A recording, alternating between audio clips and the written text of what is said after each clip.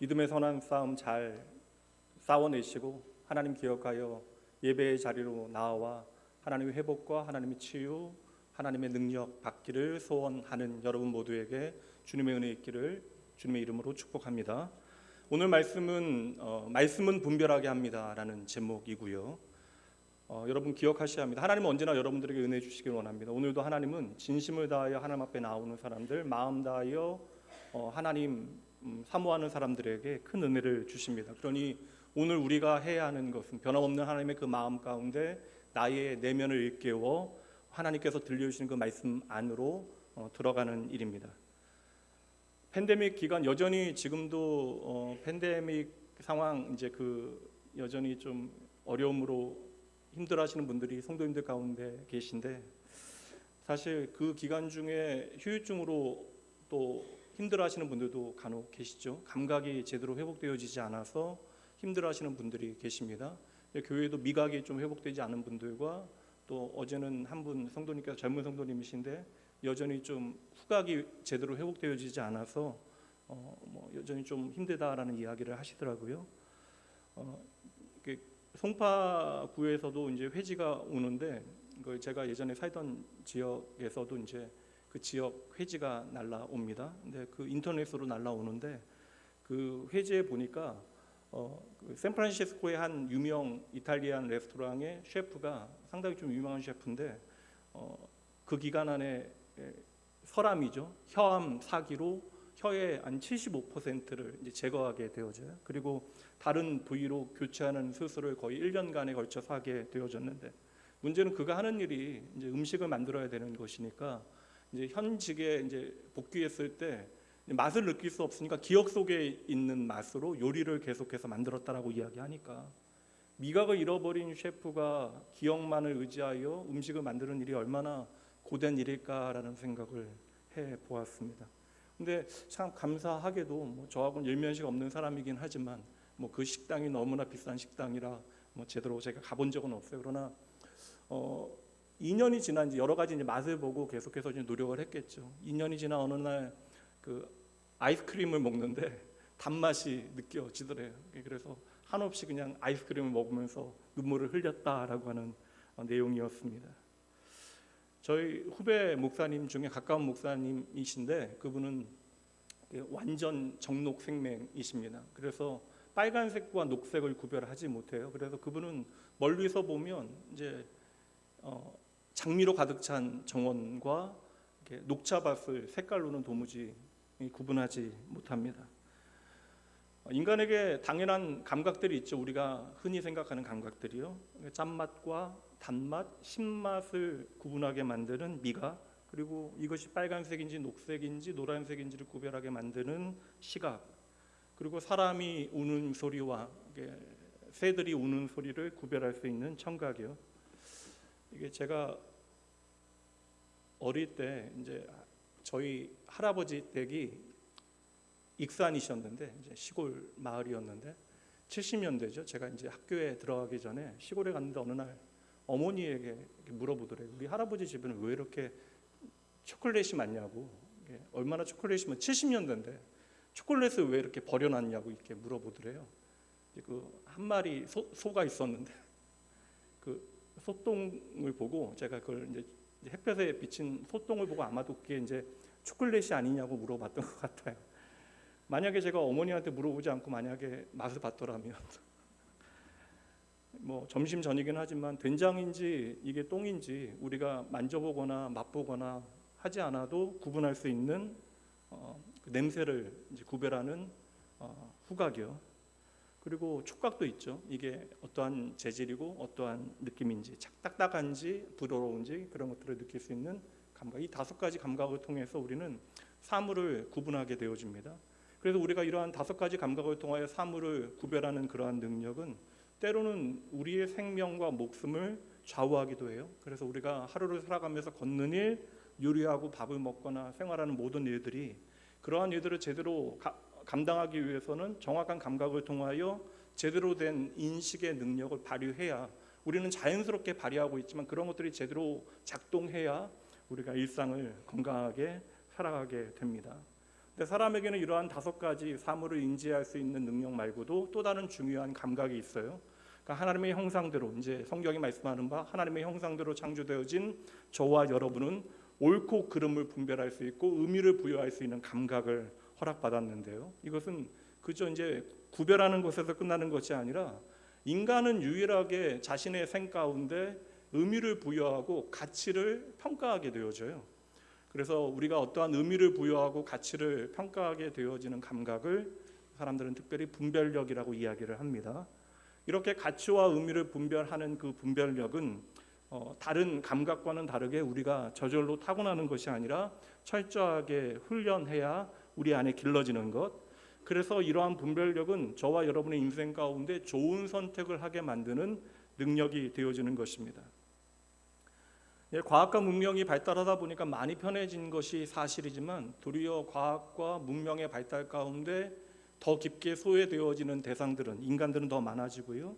그리고 도리어 너무나 다양한 다양성이 인정되어지는 세상 가운데 살아가다 보니까 그거에 명도 있지만 암이 있는 것이 옳고 그름에 대한 어떠한 경계들이 모호해지는 세상을 살아가게 되어집니다. 얼마 전에 미국에서 제 친구 목사가 잠깐 방문을 했는데 우리가 보통 성별을 구분할 때 남자와 여자로 구분하는 그 성을 이제는 뭐 조금 더 넓혀서 이미 판단하고 있다라는 것은 알고 있지만 캘리포니아 주 안에서 이제 성별을 이제 구분하는데 200 몇십 개로 구분을 하게 되어졌다는 거예요. 그러니까 단순히 우리가 얘기하는 뭐 LGBTQ 그러한 구분으로 이제 성별을 구분하는 것이 아니라 세상에 존재하는 모든 개인의 취향을 이제 인정해 주는 그러한 가치가 이제 법으로 제정되어지는 현실을 살게 되어지는 것이죠. 그러다 보니까 이제 어떤 윤리적인 기준은 절대적인 기준이 되어질 수 없고 한 개인의 판단에 맡겨지는 경우가 많아요. 단지 다른 사람들에게만 피해를 주지 않으면 나는 어떠한 결정을 해도 상관없다. 게다가 이제 이 도리어 문명이 발달하게 되어지면서 인간의 노동의 가치가 현저하게 떨어지게 되어지고 그러다 보니까 하루하루 살아가는 것이 참으로 고달프고 내일에 대한 염려가 많아지는 것도 사실입니다. 그러니 이러한 힘든 세상을 살아가면서 그냥 대충 하루를 잘 버텨내는 것이 고작인 인생을 우리는 저절로 살아가게 되어지는 것이고 당장 하루가 나에게 너무나 벅찬데 그 고달픈 인생들에게 옳고 그른 것을 분별하는 그러한 분별의 가치는 우리의 삶에 어찌 보면 사치스러운 고민처럼 여겨질 때도 있죠. 이것은 심지어 예수 그리스도 안에서 이제 전혀 다른 삶을 살아가게 되어진 그리스도인의 삶에서도 마찬가지입니다. 우리 안에도 동일한 세상과 동일한 조바심과 불안이 있죠. 그래서 나의 내일에 대해서 우리는 끊임없이 염려합니다. 그러니 우리가 세상과 다르게 살기 위하여 부름받았다는 사실을 머리로는 알고 있는데 막상 우리의 삶의 자리에서 그리스도인의 삶에 대하여 그렇게 우리가 신경을 많이 쓰지는 못하는 것 같아요. 성경은 끊임없는 훈련과 연습을 통하여 하나님께서 우리의 삶에 어떻게 일하시는가에 대해서 우리가 볼 수 있고 이해할 수 있는 영적인 이해력과 경험을 갖추게 되어지는데 그것을 구약에서는 지혜라고 이야기하고요. 신약에서는 분별이라고 설명하고 있습니다. 그러한 점에서 오늘날 저와 여러분의 믿음의 분별력은 특별히 이제 팬데믹이라고 하는 상당히 긴 이벤트를 지나가면서 우리에게 남은 후유증과 같이 그 분별의 기능이 현저하게 떨어진 것도 사실이다라는 것도 부정할 수 없습니다. 내가 예수를 나의 생명 한번 여쭤볼까요? 비도 오는데 아침도 나오셨으니까 여러분들은 예수를 나의 구주로 믿으십니까? 예수를 나의 구원자, 나의 생명으로 여러분 믿으세요? 그렇다면 예수를 나의 생명으로 만나 이전에는 그저 우리가 한평생 잘 먹고 잘 사는 것이 나의 전부였는데 이제는 예수의 생명 가운데 나를 발견하고 세상과 좀 다른 가치로 나의 인생을 살아가야 하잖아요. 그렇게 세상과 다른 인생을 살게 만드는 능력이 바로 분별이 되어지는 것입니다. 요사이 이제 시편 말씀 새벽에 묵상 끝내고 창세기 말씀 들어갔는데 말씀으로 이 세상을 창조하신 하나님께서 말씀이 육신이 되신 예수 그리스도를 통하여 예수의 십자가와 부활을 통하여 저와 여러분을 구원해 내시고요. 오늘도 변함없이 이렇게 이른 아침 함께 하나님 앞에 모여 있는 여러분들에게 말씀을 주시는 이유는 그 말씀을 통하여 세상은 절대 알 수 없는 하나님의 표정, 하나님의 마음을 읽어낼 수 있도록 분별할 수 있도록 우리를 깨우치시기 위하여 말씀의 세계 안으로 하나님 우리를 오늘도 초청하고 계시는 것입니다. 그러니 말씀 속에 담겨져 있는 하나님의 뜻을 우리의 삶에 잘 적용하는 것이 중요한데, 다시 말하면 우리가 하나님의 뜻을 내가 머리로 안다라고 하는 것이 분별이 아니라 내가 알게 되어진 하나님의 뜻이 어떻게 나의 삶에 연결되어지는가를 꿰뚫어 볼 수 있는 그러한 통찰력을 성경은 분별이라고 말씀하고 있는 것이죠. 말씀드린 대로 이 분별력은 그냥 생기는 것이 아닙니다.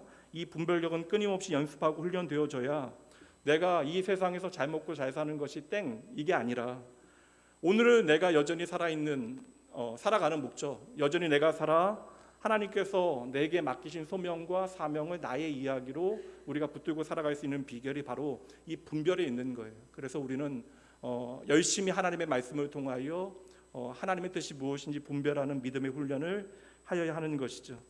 오늘은 거듭난 하나님의 백성 되어진 저와 여러분이 하나님의 뜻 안에서 가치 있게 우리의 인생을 살아가게 만드는 그 분별에 대하여 본문의 말씀이 보여주는 어떠한 중요한 흐름을 통해, 사건을 통하여 함께 나누어 보려고 합니다. 오늘 본문의 말씀에 보면 독특한 사람들이 등장해요. 여러분들이 이미 잘 알고 있는 사람들일 수도 있는데 사두개인들과 바리새인이라고 하는 두 집단이 등장을 합니다. 근데 이 둘의 관계는 상당히 성경 가운데 미묘하고 독특해요. 둘 다 유대교를 배경으로 하는 종교 지도자, 정치 지도자이긴 하지만 문제는 이 사두개인들과 바리새인들은 협력이 불가능할 정도로 서로를 너무나 적대시합니다.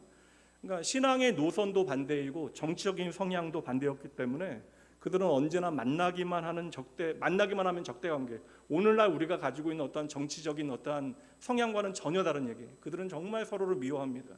그러니까 바리새인들은 사실 현실 정치에 대해서 그렇게 관심이 없어요. 그러니까 자신들의 어떤 율법, 교리적인 가르침만을 실천할 수 있으면 어떤 정권이건 잘 협력하였던 그러한 공동체, 그리고 메시아에 대한 열망이 강하였고 부활을 믿었던 사람들이 바리새인이었고요.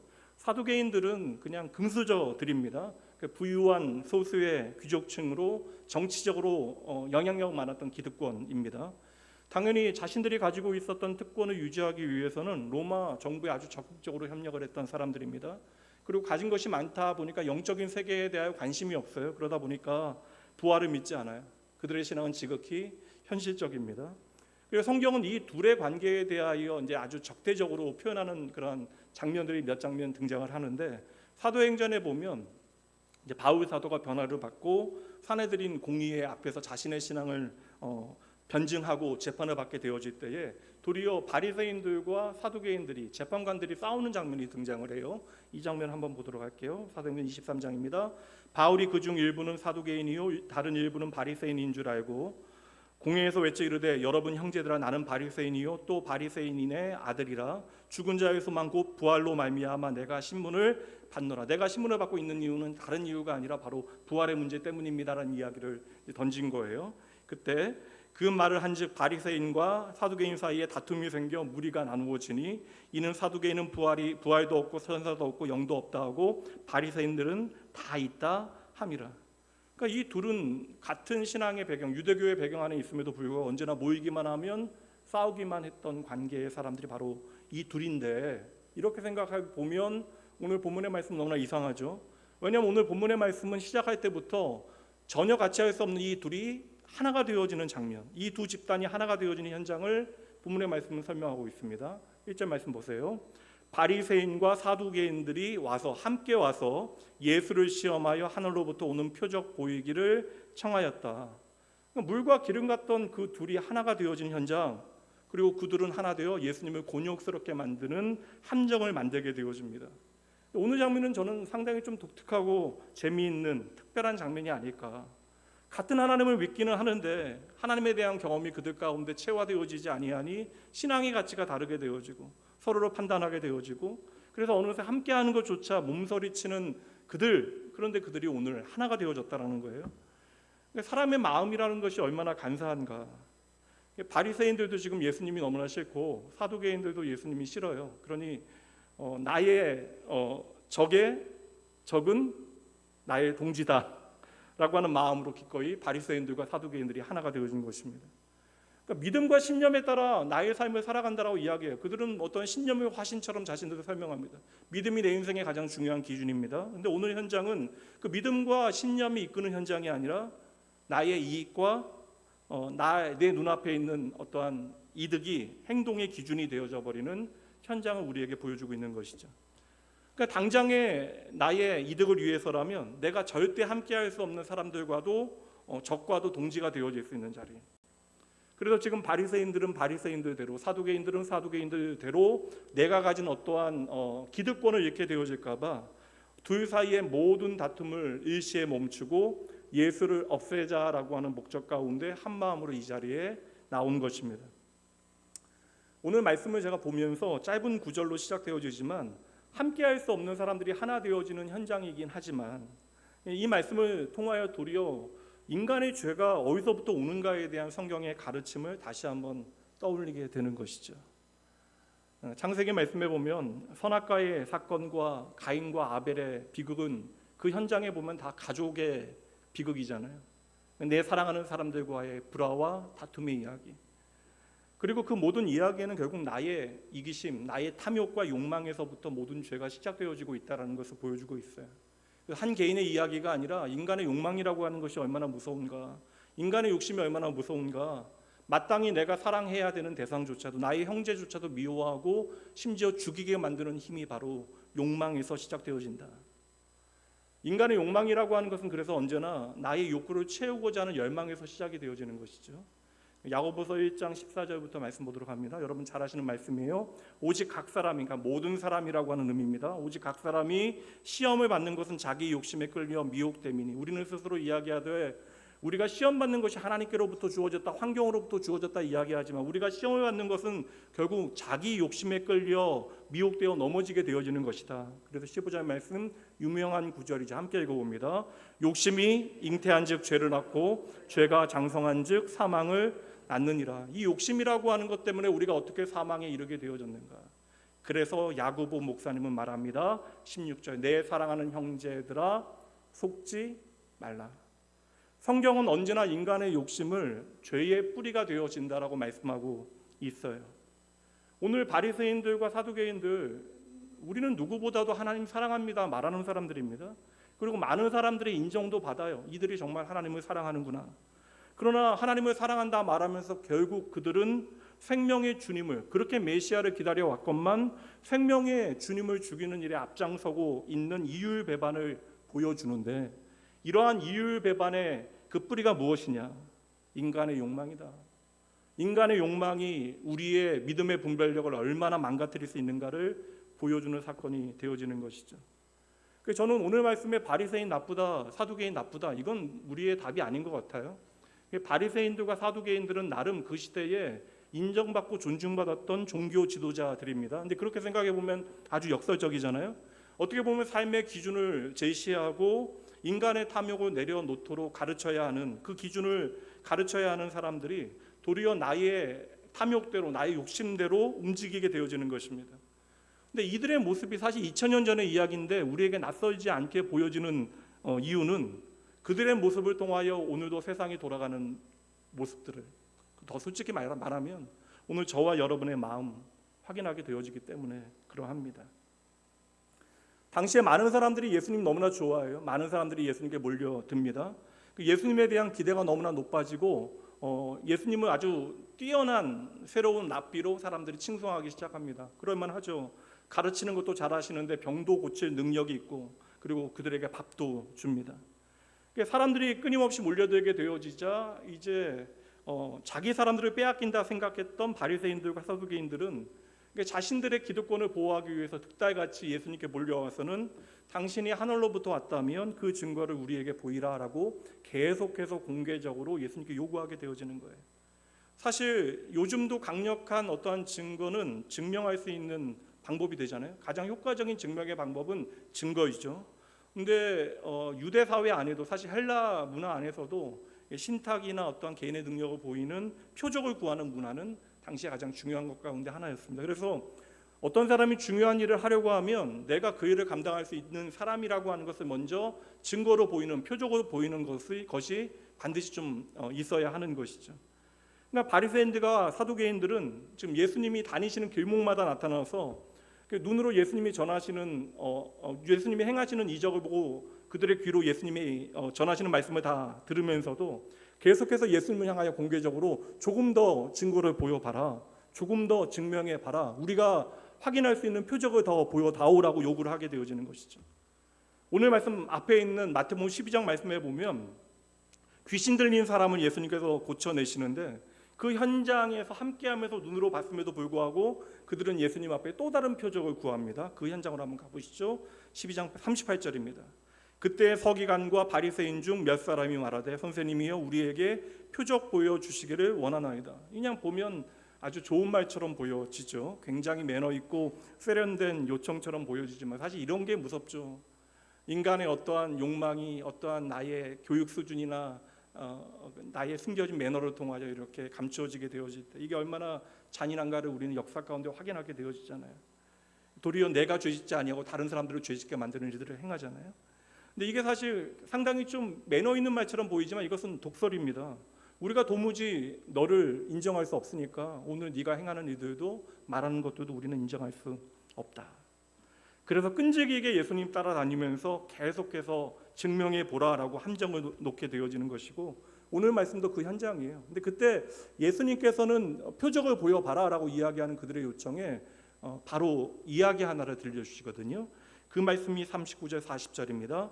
예수께서 대답하여 이르시되 악하고 음란한 세대가 표적을 구하나 선지자 요나의 표적밖에는 보일 표적이 없느니라.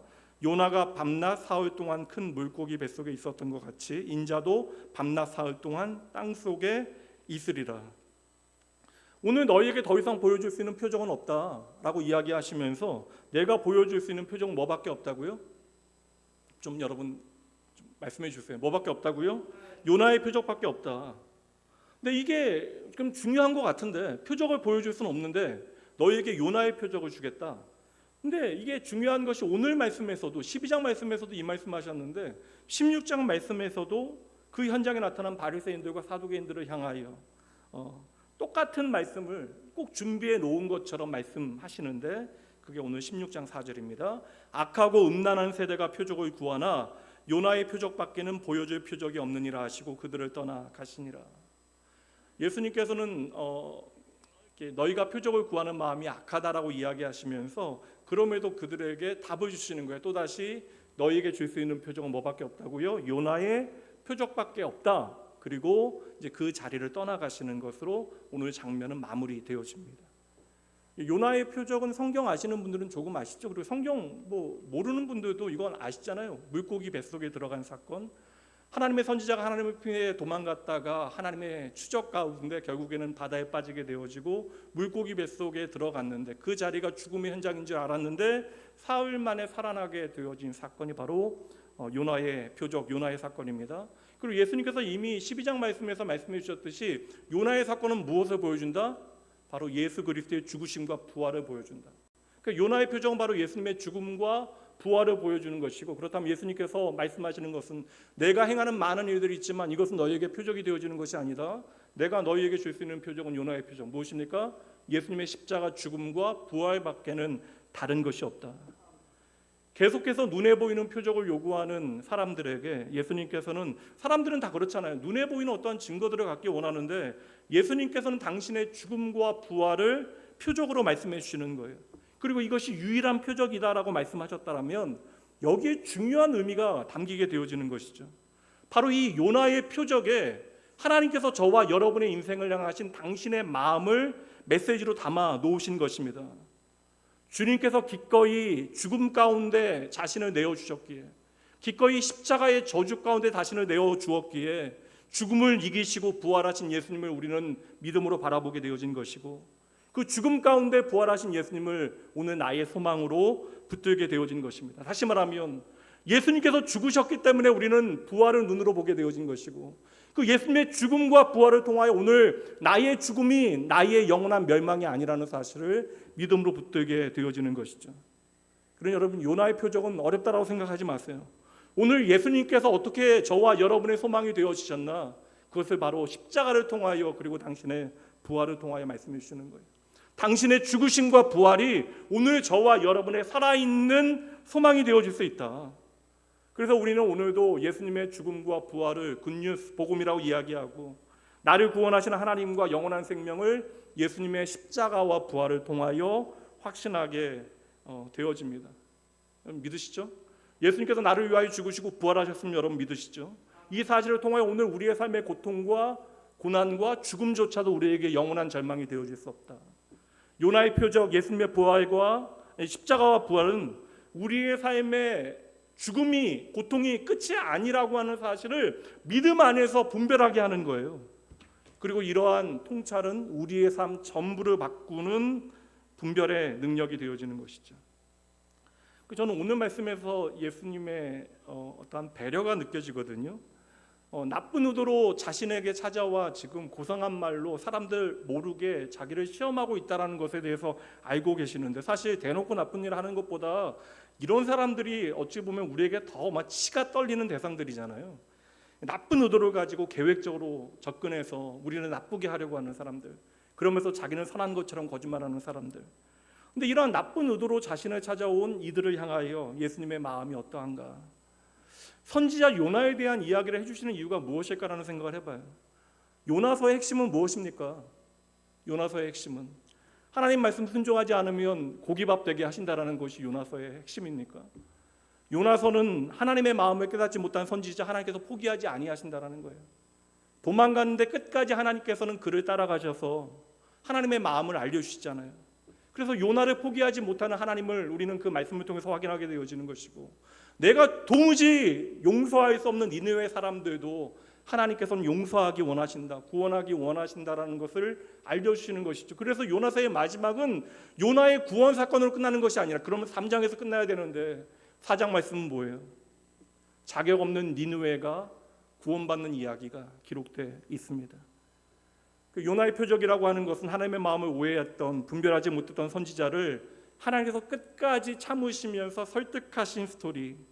그래서 네가 미워하는 저 니느웨도 나에게는 소중하다. 그렇다면 내가 당연히 미워해야 하는 너도 나에게는 소중하다라는 메시지를 들려주시는 것이죠. 그렇다면 예수님을 시험하기 위하여 몰려든 바리새인들과 사두개인에게 예수님께서는 계속해서 요나의 표적을 말씀해 주시잖아요. 왜 거듭 이 이야기를 해 주실까? 전 동일하다라고 생각하거든요. 내가 너희를 포기하지 않는다, 너희도 나의 구원의 대상이다라고 하는 메시지가 이 안에는 함께 담겨 있다라고 저는 묵상을 통하여 깨달았습니다. 성도 여러분, 예수님의 십자가와 부활은 하나님의 편에서는 멸망받아야 하는, 하나님의 원수 되어진 저와 여러분을 구원하시려고 하는, 하나님만이 오늘 저와 여러분의 삶에 허락하실 수 있는 그 복음의 메시지를 우리에게 보여주고 있는 것이에요. 그러니 오늘도 우리가 붙잡아야 되는 표적은 요나의 표적, 예수님의 십자가와 부활밖에 없다라고 하는 그 예수님의 십자가와 부활을 통하여 우리는 세상은 줄 수 없는, 우리만이 가질 수 있는 소망을 다시 오늘 붙잡아야 하는 것입니다. 이 예수님의 죽으심과 부활은 시대가 변하고 모든 가치가 달라진다 할지라도 인간에 대한 동일한 질문을 우리에게 던지고 있는 거예요. 너희는 오늘 그리스도 안에 있는가? 아니면 그 밖에 있는가? 그렇다면 오늘 여러분들은 무엇이라고 대답하시겠습니까? 여러분은 오늘 예수 안에 계십니까? 여러분, 이 시대에도 예수의 이름 밖에는 우리에게 또 다른 소망이 없다라고 하는 진리가 우리의 유일한 소망이 되어지는 것이죠. 그리고 이 진리는 2800년 전에 요나나 니느웨 사람들, 그리고 2000년 전에 바리새인이건 사두개인이건, 그리고 오늘 2023년을 살아가는 저와 여러분, 그리고 오늘도 이 진리 가운데 부름받지 못한 이 땅의 모든 사람들에게 동일한 복음의 메시지를 전하고 있는 것입니다. 그래도 오늘 저와 여러분이 감사하게도 먼저 부름받아 예수의 죽으심과 부활을 확신하며 소망할 수 있는 이유, 우리가 다른 것 아니잖아요. 예수님의 십자가를 통하여 그분의 부활을 믿게 되어졌기 때문에 그러한 것입니다. 그래서 예수님의 빈 무덤은 우리에게 부활의 소망이 되어지는 것이고, 우리가 가지고 있는 기독교의 모든 진리는 온통 예수님으로 가득 차 있는 것입니다. 이건 되게 실천적인 질문이에요, 여러분. 신학적인 이야기가 아닙니다. 예수님의 부활이 없다면 누가 십자가를 짊어지겠어요? 여러분, 가능한 이야기입니까? 예수님께서 저와 여러분을 향하여 자기 부인하고 자기 십자가 지고 나를 쫓으라 말씀하시는데, 이게 우리에게 주시는 하나님의 사람, 제자 되어진 모든 하나님의 백성들을 향한 말씀이 되어지는 것인데, 오늘 조금 에어컨 좀 틀어, 괜찮으세요 여러분들? 좀 습하시죠? 제습이라도 해주세요. 거기 안에만 틀어놓은 거 아니죠? 예, 틀어주세요. 좀 이게 좀 더운 분들이 계신 것 같아요. 또 이게 끝나고 나가시면서 추웠다라고 또 얘기. 여러분, 부활이 없다면 누가 십자가를 짊어지겠어요? 누가 이 땅을 살아가면서 자기를 기꺼이 희생하겠습니까? 자기 이익을 위하여 도리어 형제를 버리게 되어지는 것이 인간의 욕망의 본성이고, 함께할 수 없는 사람들이 그 신념 다 버리고 자기 유익을 위하여 함께하는 현장이 우리의 죄악의 모양인데, 어떻게 이 땅을 살아가면서 내가 기꺼이 누군가를 위하여 내 자신을 희생하는 일들이 있겠냐라는 거예요. 말씀하는 자기 부인. 여러분, 예수님의 십자가와 부활을 믿지 못하면 이것은 우리의 인생의 가장 어리석은 선택, 도무지 가능한 일이 되어지지 못합니다. 그래서 고린도전서 1장 18절 말씀에 바울 사도는 이렇게 고백합니다. 함께 읽어봅니다. 십자가의 도가 멸망하는 자들에게는 미련한 것이요 구원을 받는 우리에게는 하나님의 능력이라. 다시 한번 읽어보죠. 십자가의 도가 멸망하는 자에게는 미련한 것이요 구원을 받는 우리에게는 하나님의 능력이라. 이 말씀에 아멘할 수 있는 그러한 믿음의 분별력은 바로 예수 그리스도의 십자가 그 죽음과 부활을 하나로 볼 수 있는 사람들에게만 주어지는 거예요. 예수님의 죽음을 통하여 나의 죽음이 영원한 멸망이 아니라고 하는 사실을 확신하는 사람들만 예수님의 부활을 오늘 나의 소망으로 붙들게 되어지는 것이고, 그래서 이 땅에서 우리는 십자가의 길을 기꺼이 따라 걷게 되어지는 것이죠.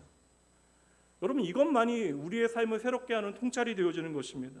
말씀드렸다시피 만약에 예수님의 부활이 없다면, 정말 여러분 이 세상이 끝이라면 누가 이 세상을 살면서 가치 있고 의미 있는 선택을 하겠냐라는 거예요. 잠깐 나를 고상하게 나를 만족시키는 어떠한 윤리적인 선택은 잠깐 할지언정 기꺼이 나를 버리는, 나를 포기하는 믿음의 선택을 우리가 어떻게 살아낼 수 있겠습니까? 한 번뿐인 인생, 나를 위하여 살아가는 것이 그저 최고의 윤리, 최고의 가치가 되어질 뿐입니다. 나하고 내 자식 잘 살면 되는 것이죠. 그러나 우리가 예수님의 십자가와 그 죽음을 통하여 나의 부활을 소망하게 되어지고, 이 땅의 잠시의 삶이 아니라 예수의 부활이 나의 부활 되어진다는 사실을 확신하게 되어질 때에 우리는 세상은 절대 알 수 없는 믿음의 길을 한 걸음 한 걸음 걸어가게 되어진 거예요.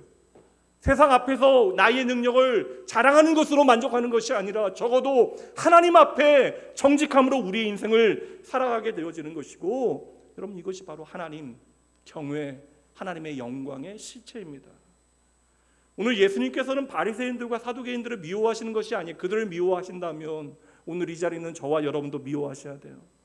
여러분, 미워한다면 그냥 신경 꺼야죠.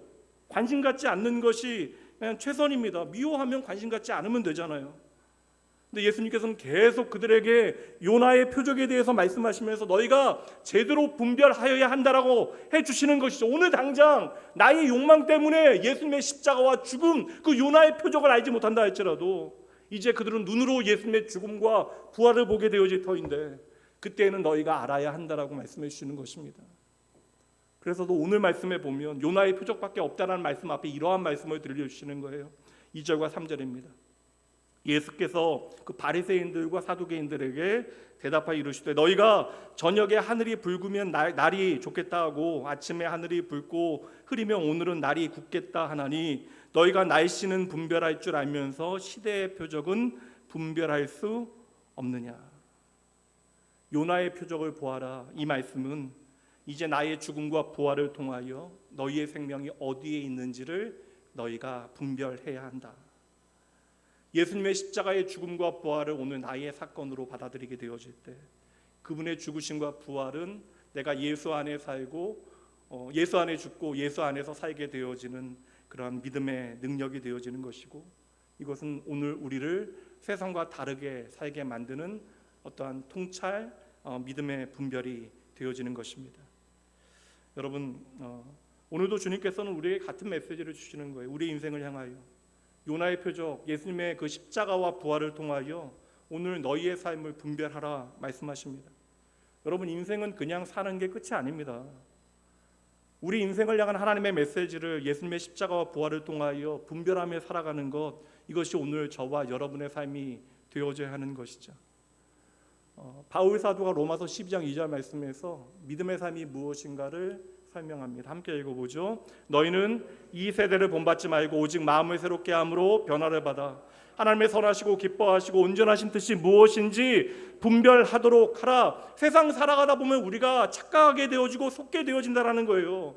나도 모르게 한평생 살아가는 거 그냥 한 번 사는 것인데, 그것이 전부인데, 나를 위하여 사는 것이 전부라고 생각하게 만드는데, 이러한 나를 끊임없이 비참하게 만드는 세상의 가치로부터 벗어나 예수님의 십자가를 통하여 부활의 소망을 오늘 나의 소망으로 붙들게 되어지고, 그리하여 하나님의 뜻이 무엇인지는 나의 삶 가운데 하나님의 기뻐하시고 선하시고 온전하신 뜻이 무엇인지를 분별하기 위하여 세대를 본받지 아니하고 날마다 하나님의 말씀을 통하여 나를 새롭게 하고 변화를 받아 하나님의 뜻을 나의 삶의 이야기로 살아드릴 때 우리의 삶에 하나님의 나라가 임하게 되어지는 것이죠.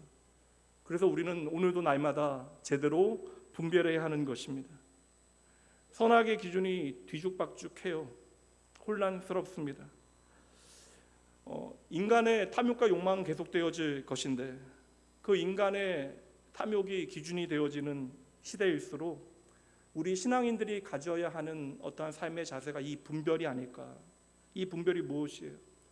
혼란스러운 이 세상, 술 취한 자들같이 비틀거리지 아니하고 내가 하나님 어떻게 살아야 하겠습니까? 모든 믿음의 사람들에게는 이 고민이 있었거든요. 모든 선지자들에게, 하나님의 자녀들에게 내가 하나님 이 비틀거리는 세상 가운데 어떻게 살아야 하겠습니까? 내가 어떻게 하나님의 뜻을 내 삶에 살아낼 수 있겠습니까? 여러분, 이 모든 고민의 답을 예수 그리스도 안에서 찾아내는 것, 이것이 바로 분별이 되어지는 것이죠. 그래서 여러분, 믿음은 우리의 지식이 아닙니다.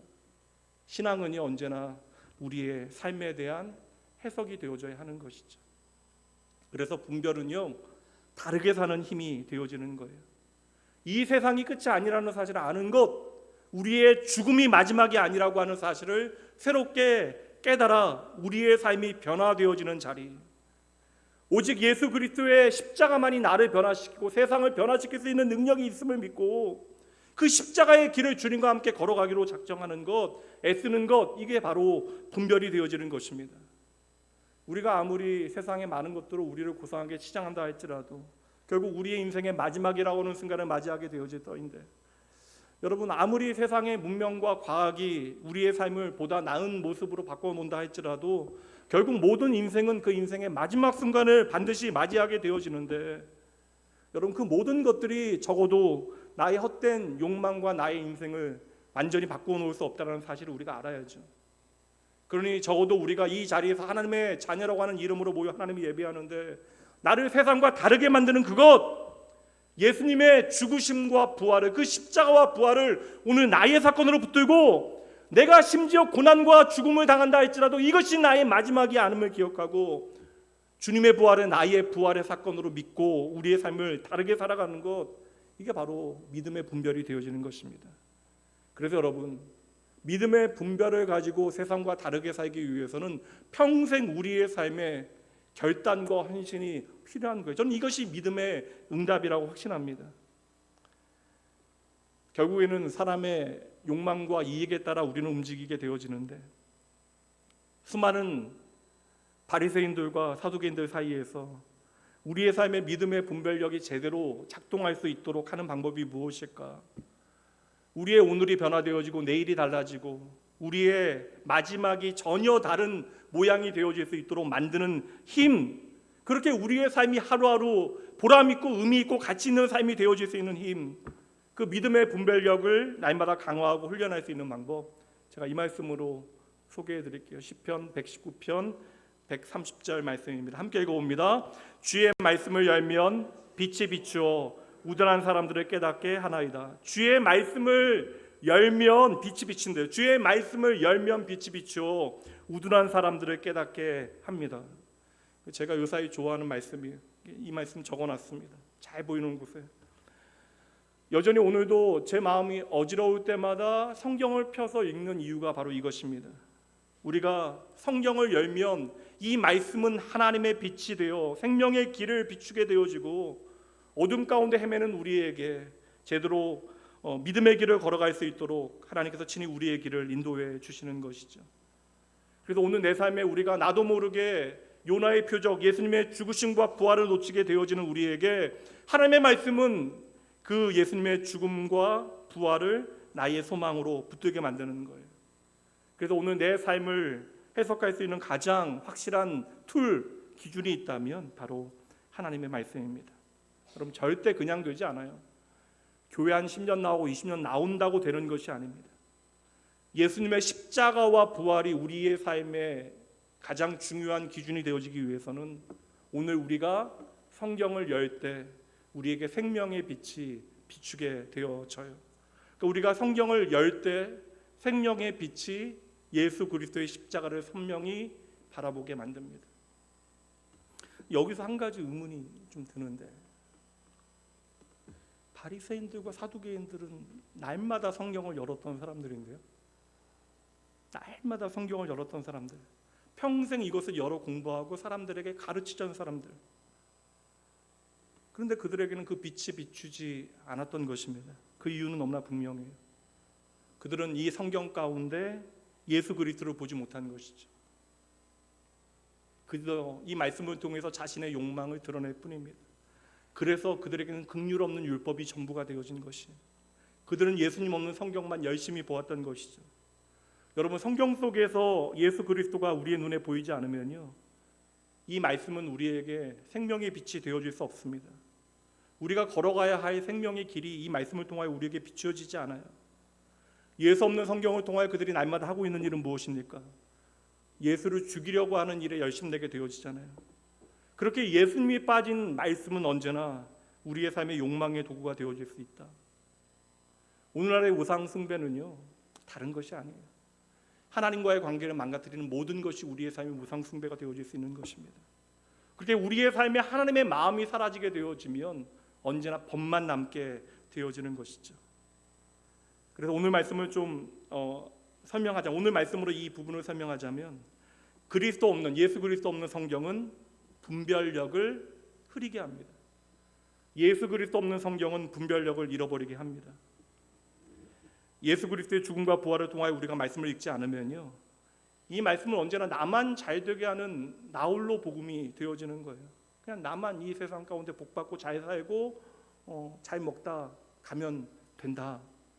그럼 여러분, 가장 중요한 본질적인 딜레마, 하나님 나라 가는 게 우리의 삶의 가장 귀한 일이라면 오늘 왜 우리는 존재해야 하는가? 이곳에 비치고 있는 하나님의 거룩한 부르심, 오늘도 내가 살아가는 그 이유, 하나님의 소명과 사명은 흔적도 없이 사라지게 되는 것이죠. 이제 말씀을 좀 정리해 볼게요.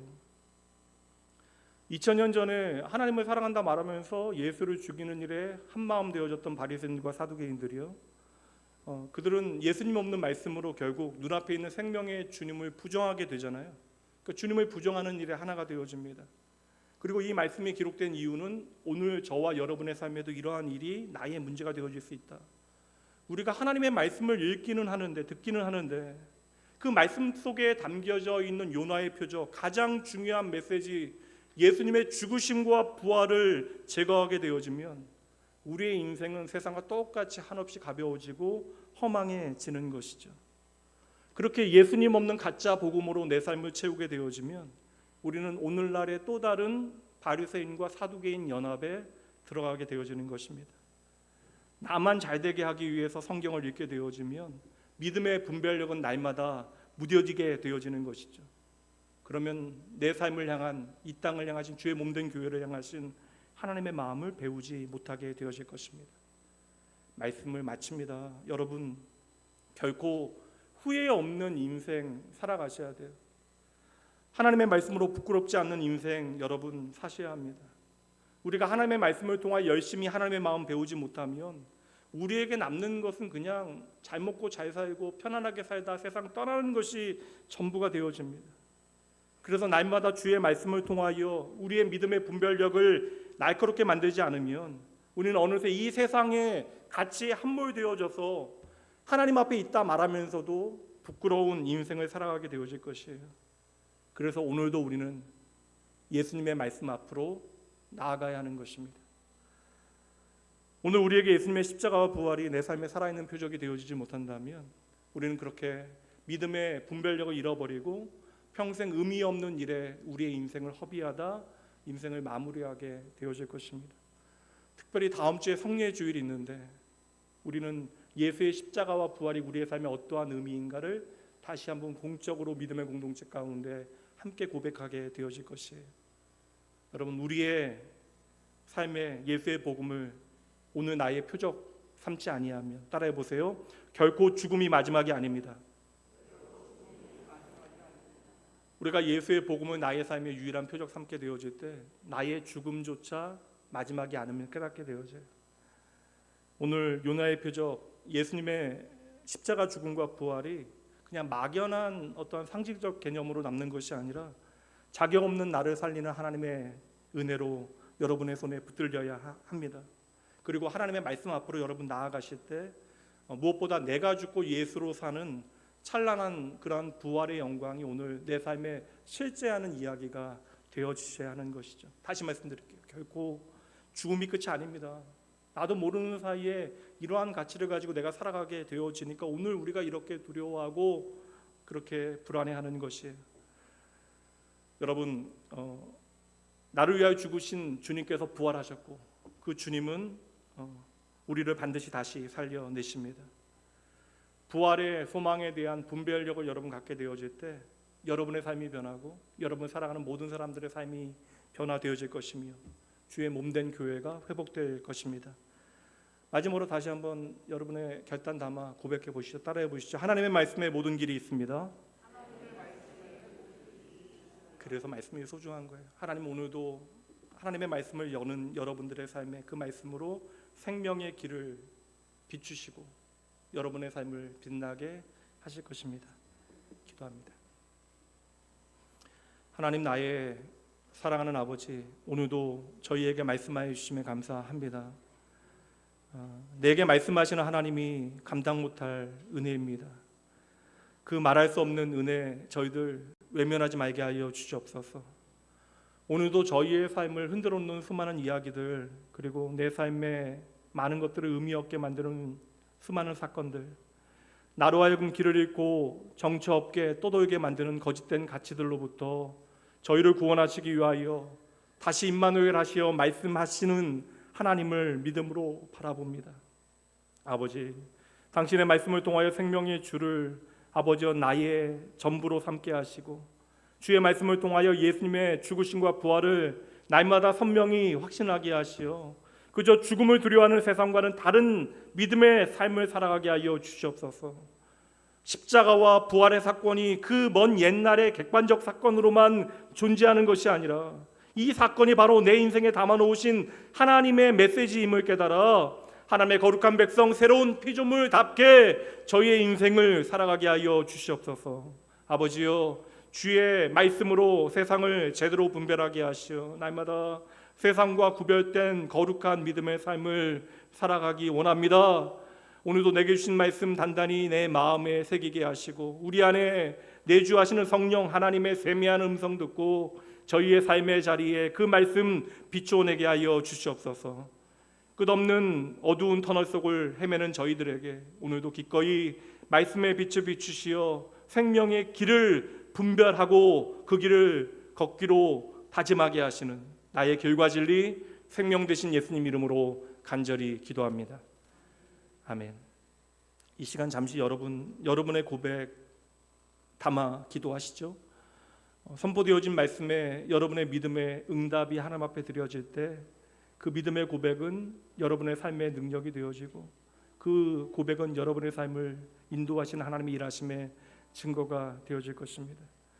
오늘 내 삶을 의미 없게 만드는 수많은 일들이 벌어지고 있어요. 때로는 넘어지게 되어지고 좌절하게 되어지고 사는 것이 고달프다, 내 인생 망했다, 그냥 이대로 그냥 인생 살다 마무리하는 것이 전부일 것이다 라고 나로 하여금 거짓된 것들에 마음 빼앗기게 되어지는데 그럼에도 하나님은 오늘도 나를 찾아오시어 말씀하시고 우리가 죽음을 두려워하는 세상과는 전혀 다른 새로운 삶을 우리로 하여금 살아가게 하시는 것이죠. 그러니까 하나님의 거룩한 부르심에 여러분들이 믿음으로 응답하여 주의 말씀으로 세상을 온전히 분별하고 거룩한 구별되어진 믿음의 삶을 살아가기를 소원하는 여러분의 다짐, 열망 담아 이 시간 잠시 하나님 앞으로 나아갑니다. 기도합니다. 위로 내게 없어도 예수, 오직 예수뿐이네.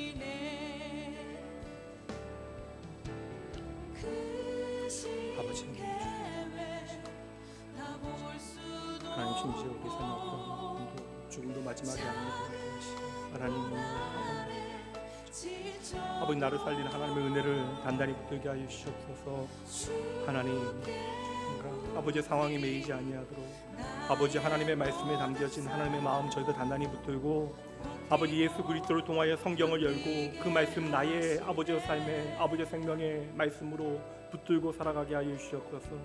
오늘도 하나님께서 친히 성령 하나님을 통하여 아버지여 주님의 말씀으로 어둠 가운데에 있는 저희의 삶을 밝히시는 줄 믿습니다. 아버지여 주여 친히 그 말씀을 용서하시고 저희 삶을 이끌어 주시옵소서. 하나님 저희의 삶의 모든 것 하나님의 은혜입니다. 하나님 아버지 언제나 부족하고 결핍되어지고 연약한 인생이나 하나님께서 나의 아버지 되시니 이 모든 어려움의 시간이 도리어 저희에게 감사의 시간이 되어집니다.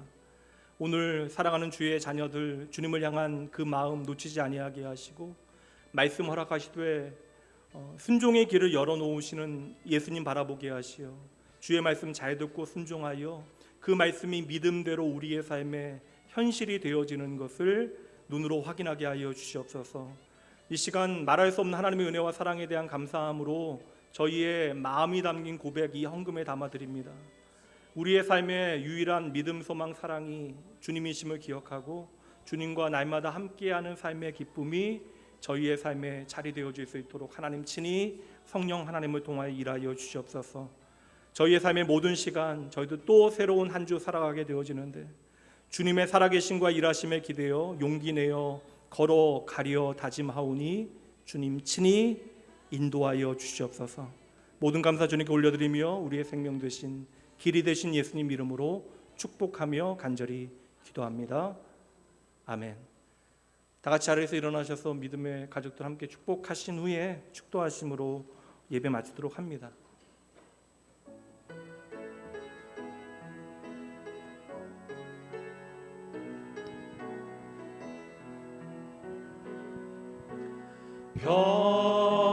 평화 하나님의 평강이 당신의 삶에 넘쳐나기를.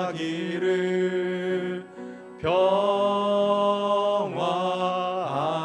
하나님의 평강이 당신의 삶에 가득하기를